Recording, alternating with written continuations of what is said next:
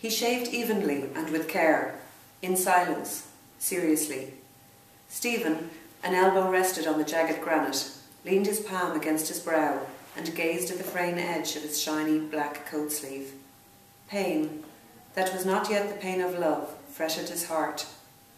Silently, in a dream she had come to him after her death, her wasted body within its loose brown grave clothes, giving off an odour of wax and rosewood, her breath that had bent upon him, mute, reproachful, a faint odour of wetted ashes. Across the threadbare cuff edge, he saw the sea, hailed as a great sweet mother by the well-fed voice beside him. The ring of bay and skyline held a dull green mass of liquid. A bowl of white china had stood beside her deathbed, holding the green sluggish bile which she had torn up from her rotting liver by fits of loud groaning vomiting. Buck Mulligan wiped again his razor blade. "Ah, poor dog's body," he said in a kind voice. "I must give you a shirt and a few nose rags. How are the second-hand breeks?" "They fit well enough," Stephen answered. Buck Mulligan attacked the hollow beneath his underlip. "The mockery of it," he said contentedly. "Second leg they should be. God knows what poxy bowsy left them off. I have a lovely pair with a hair stripe. Grey. You look spiffing in them. I'm not joking, Kinch. You look damn well when you're dressed." "Thanks," Stephen said. "I can't wear them if they are grey." He can't wear them, Buck Mulligan told his face in the mirror. Etiquette is etiquette. He kills his mother, but he can't wear grey trousers. He folded his razor neatly, and with stroking palps of fingers felt the smooth skin. Stephen turned his gaze from the sea and to the plump face with its smoke-blue mobile eyes. "That fellow I was with in the ship last night," said Buck Mulligan, "says you have GPI. He's up in Dottyville with Connolly Norman.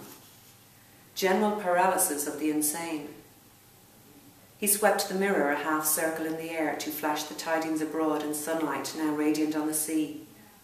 His curling, shaven lips laughed, and the edges of his white glittering teeth. Laughter seized all his strong, well-knit trunk. "Look at yourself," he said, "you dreadful bard."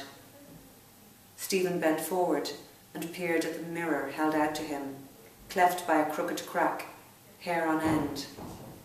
"As he and others see me. Who chose this face from me, this dog's body to rid of vermin? It asks me too." "I pinched it out of the skivvy's room," Buck Mulligan said. "It does her all right.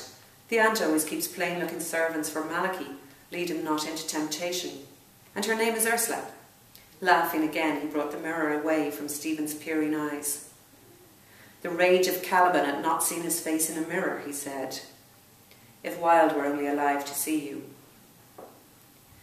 Drawing back and pointing, Stephen said with bitterness, "It is a symbol of Irish art, the cracked looking-glass of a servant." Buck Mulligan suddenly linked his arm in Stephen's and walked with him round the tower, his razor and mirror clacking in the pocket where he had thrust them. "It's not fair to tease you like that, Kinch, is it?" he said kindly.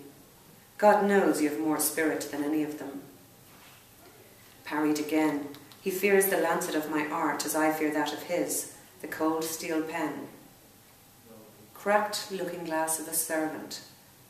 Tell that to the Oxy chap downstairs and touch him for a guinea. He's stinking with money and thinks you're not a gentleman.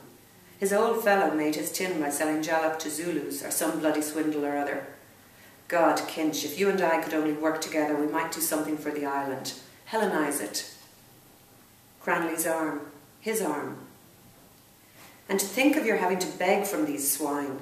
I'm the only one that knows what you are. Why don't you trust me more? What have you up your nose against me? Is it Haines? If he makes any noise here, I'll bring down Seymour, and we'll give him a ragging worse than they gave Clive Kempthorpe." Young shouts of moneyed voices in Clive Kempthorpe's rooms. Pale faces.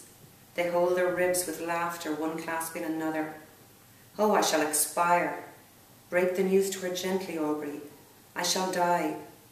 With slit ribbons of his shirt whipping the air, he hops and hobbles round the table, with trousers down at heels, chased by aids of Maudlin with the tailor's shears, the scared calf's face gilded with marmalade. I don't want to be debagged. Don't you play the giddy ox with me.